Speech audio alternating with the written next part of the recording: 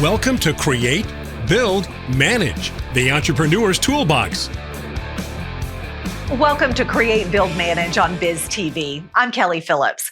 This season of Create, Build, Manage is brought to you by Thought Leader. Today we have two guests who can help us all transform into better versions of ourselves. First, Zuzac helps men use their life force energy to reach their full potential.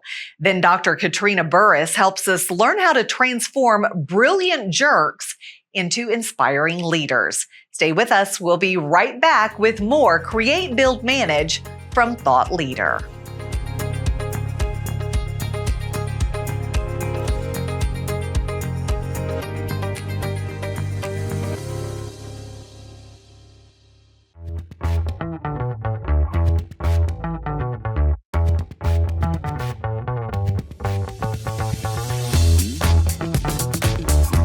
Our first guest is a porn and sexual addiction recovery coach. He helps addicted men worldwide not only break the habit, but transform their sexual energy to repair relationship, increase sales, and vigorously pursue a great life. Please welcome Zuzac. Hi, Eric. How are you this morning?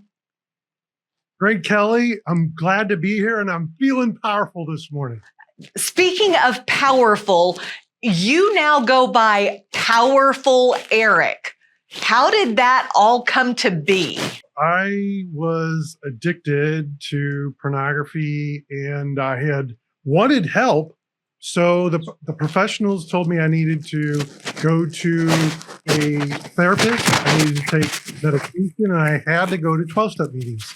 And 12-step meetings are typically for alcohol, drug addiction. And so what they did is they took that model and just moved it over to sex and porn addiction, thinking that would work. And I can tell you for almost 20 years going through those programs, it doesn't work quite as well for this addiction. So I was really desperate. And in these programs, they have you say you're powerless over the addiction. And I did that for almost 2 decades, and it wasn't working. So I was looking for a different way, and I found this little app that used the science of mindfulness to break addictions. And I was creating my screen login, my username, and I thought, I've been calling myself powerless over this for decades. I'm going to make my login, my username as Powerful Eric. And in that moment, pitiful, powerless Eric died and Powerful Eric was born. So I don't call myself Powerful Eric out of ego. It's out of having called myself a piece of poo and powerless for decades. Now, addiction is addiction, regardless of the addiction. You mentioned the 12-step program, but this is kind of like a 13th step is what you found with this app? Exactly. A 13th step is a good way to describe it, because the 12 steps are great. And in the beginning, you do need to say, I'm powerless over this. I can't handle this. I'm addicted. But there needs to become a time where you start saying, I am a recovering, whatever it might be, recovering alcoholic, recovering sexaholic, whatever it is. And that's the missing piece. So how do you use that recovery process and do what you do now? Well, I can illustrate that in a little story. Okay. Over my shoulder is a little golden Buddha, and you can call it the golden Christ or whatever you want to call it. But about 1,000 years ago, there was a group of monks that created this giant golden Buddha.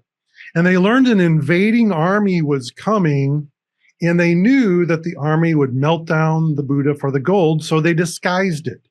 They covered it in clay and dirt, and their plan worked. The invading army did come, but unfortunately, they killed everyone that was there. And so the Buddha literally sat there for over 200 years. And a monk was outside on a sunshiny day, and he noticed a glimmer of light coming from the clay and dirt. And he's like, what's that? And he unearthed a giant golden Buddha. And that's the analogy that I use for my clients. is that in life we get covered in these traumas and all different types of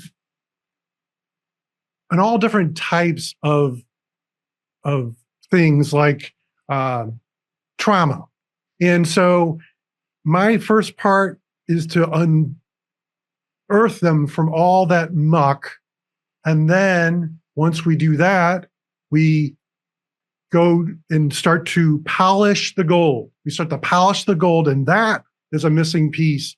So I have my clients then come up with what I call a power name or a superhero name or a Christed name, whatever you want to call it. And that is what no other program does that I'm aware of, an addiction recovery program, because it helps them to change the way they see themselves. It changed the way that I could see myself. So why are salespeople, entrepreneurs so susceptible to digital type addictions? So I love to work with entrepreneurs and salespeople because, well, for one, that was me, or that is me, and they are often working by themselves, especially like a salesperson. Commissioned salesperson is out in the field or at home working alone, and they are surrounded by technology. That is a part of it these days. So people that are salespeople, entrepreneurs, they're by themselves with a computer, with a smartphone, and it's so easy when you get stressed to want to relieve that stress in unhealthy ways. And now, like, everyone is carrying around their smartphones, and they're literally walking around with the world's largest porn library, really. Yeah. So it's very easy for a man to get totally stressed out, want to relieve stress, and just click over on that tab and open something that is provocative. So how do you teach men to channel this new energy that you're giving them? So, well, the first part is to uncover them from on the muck, all the shame, all the guilt, resentments, the traumas. Then once we do that, then we start to build their power name, their superhero name, that persona. And once that is done, then it helps them to reframe their past. Kind of like Batman. Batman, he witnessed his mother and father be killed. And because of that, he turned himself into Batman, so that negative event helped him to become who he is. And that's what I help the clients do. And once they do that, then it's easier to have them channel their sexual energy. And I use a lot of different techniques to do that. I'm also a martial artist. If you can see behind me, I've got some dragons and things like that. There's chi energy techniques. I know one of my favorite to use is called the emotional freedom technique, or EFT. It's also known as tapping. And no, it has nothing to do with tap dancing, but we tap on our acupressure points, and there's a whole lot of them. And we tap on those and we say things in certain ways. It's kind of like a moving meditation.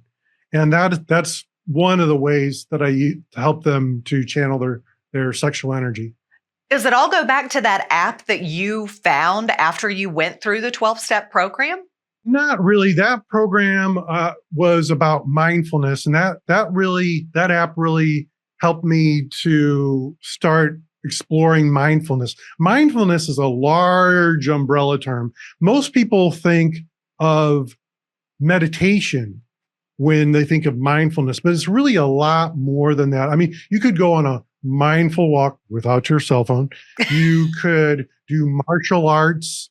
I mean, there's a lot of things that fall under mindfulness. So that app helped me to find alternatives to the standard thing that is given for someone that is in an addiction. Some people may say, well, I'm shameful, so I don't want to talk about this. Is that something that they can reach out to you and learn more about how to deal with this and find out that they're not alone, because this is common? Oh, yeah, it's very common. Yes, they can absolutely reach out to me. I have guys reach out to me from around the globe, from countries that I've never heard of. This is a global epidemic, if you will. Mm-hmm. And it's really sad because I even have, believe it or not, children reach out to me for help. Now, I don't coach children, but I do have a great resource I send them to. But yeah, it's really disturbing when a young person reaches out to me. Yeah, but this, like I said, this is not something that people are alone in. Eric, if people want more information on where to find you or the podcast to listen to, where do they go? Well, I'll say it in my superhero voice. They can go to powerfuleric.com. Well, easy enough. That's easy to remember. Powerful Eric, we appreciate you being with us today. Thanks, Eric. My pleasure.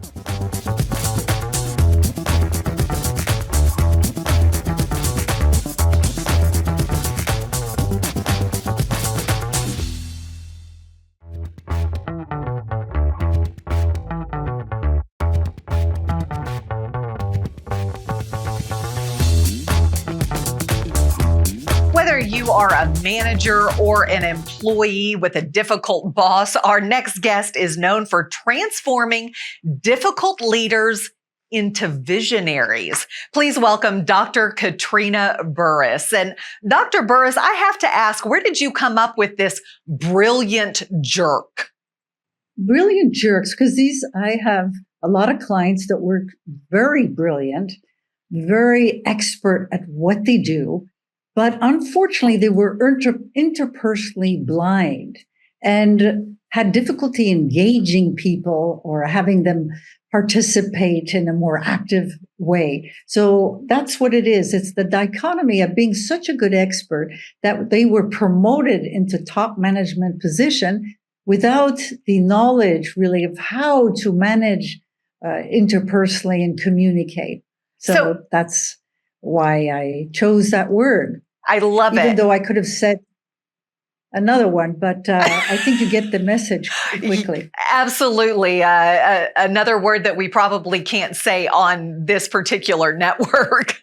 But how do you transform those brilliant jerks into inspiring leaders?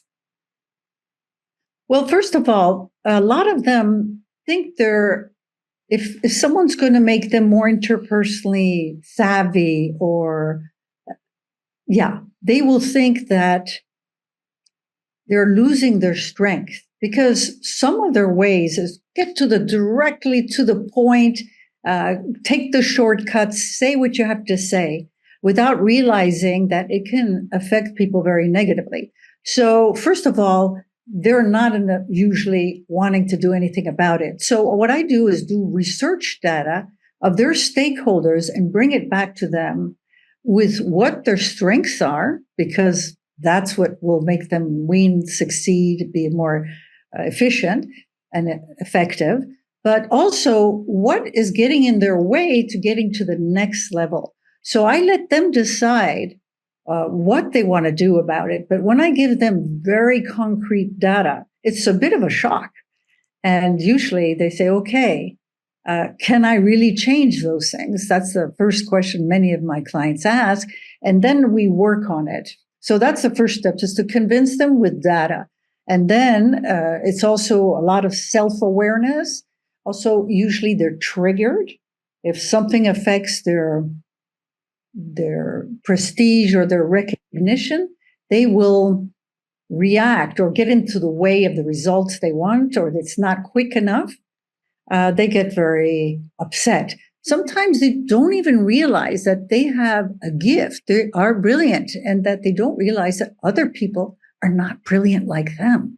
So they have to realize their strength just as much as what could derail them long term. I've got to ask, I can't imagine many brilliant jerks out there saying, oh, I've got a problem, so I want to see the data. So how do you get to those brilliant jerks and tell them and explain to them in a way that they can get that what they are doing to, for example, their employees is actually holding them back?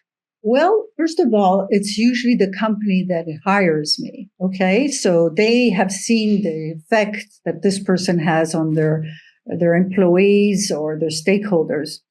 So that then they come and ask me to intervene. So as I mentioned, the data, usually they're very bright. So if I can give them data that's very specific, that's giving them a perception that they're bad communicators, they know through that data what to do. And then we just keep working on it and also be very aware, have them be more aware of where they're brilliant and that not everyone is brilliant in their field. I mean, that sounds easy, but sometimes it is. It's surprising. Yeah, for those people that are truly brilliant, but jerks at the same time, they don't get it. What are brilliant jerks' fears or even their triggers? Their triggers often are that the person somehow is getting in their way of the results they want. Usually they put huge amount of pressure on themselves. And if they don't get the results as quickly as they think they should, and that someone is in the way of the results they want, then they can get very triggered because they think maybe the other person's weakness, what they perceive as weakness, is going to shadow over them. And that gets them very upset. So it's to realize that. And also, usually they've received a lot of pressure to perform way back in their history. So sometimes we can look at where did this pressure to perform and absolutely have fabulous results in their area, for example, where does that come from? And surprisingly, there could be pressure from their background as children that, they were particularly recognized only when they succeeded and not. That can be very terrifying for a child. Yeah. So what are the costs of having a brilliant jerk and avoid uncivil behavior from becoming rampant in an organization? Usually when a brilliant jerk, as I call them affectionately, they have this pressure and they have this effect on other people. What happens is that people get demoralized, disempowered, disengaged, that is, and sometimes they've left mentally without even leaving physically. So they're less motivated to do a good job. Sometimes it can create a group of people that try to gang up against this brilliant jerk and mobilize people against them. It's happened that I've come in late in the situation and there's a coup d'etat somehow in the company. So that's very late to do any major change. And also on an organizational level, there's more turnover, there's more absenteeism, there's passive resistance. Sometimes a brilliant jerk try to motivate them to do what he or she wants. Well, they'll pit one person against the other. So, that doesn't encourage collaborative behavior. So have you witnessed transformations from these people being brilliant jerks to actually being motivators for their company? Absolutely. So I just want to say one more unrecognized cost of a brilliant jerk is that people start behaving according to the brilliant jerk's mood instead of what's best for the company. So if there's a problem, who wants to go and tell the brilliant jerk? And so it has to become a crisis before the person, the leader, the brilliant jerk can do anything about that. That could be very detrimental for the company. And so how to see this transformation is really bring them very concrete data, how they can change and what perception is giving this. I'll give you an example. One person was very brilliant, turned around companies in Eastern Europe. But then when she was promoted to Asia at a top level, it didn't go so well. And they said, their stakeholders said, oh, she doesn't communicate very well. And I said, well, what do you mean she doesn't communicate? Tell me concretely. Well, she walks 3 steps ahead. And every time we ask a question, she rolls her eyes and says, well, yeah, for her, it was really easy, those questions. It seemed so basic. But unfortunately, that perception of nonverbal perception gave this reaction and this perception that she's a very bad communicator, amongst other things. You see, if you can give that kind of specific data, they look at it, they know what they're doing wrong. You see what I mean? You got to get that specific data. So if there are companies out there that say, we've got this brilliant jerk at the top and we need help, how do they get in touch with you and how do they find out more? Well, my company is excellent executive coaching, and they can ask for Dr. Katrina Burris. And in a sentence, I really care for these people. I think inclusion is not only what we think it is today. I think inclusion is also helping these very bright leaders to transform and learn how to be interpersonally savvy.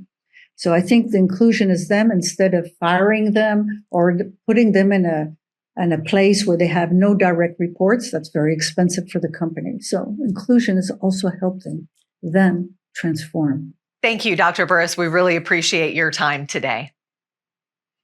Thank you so very much.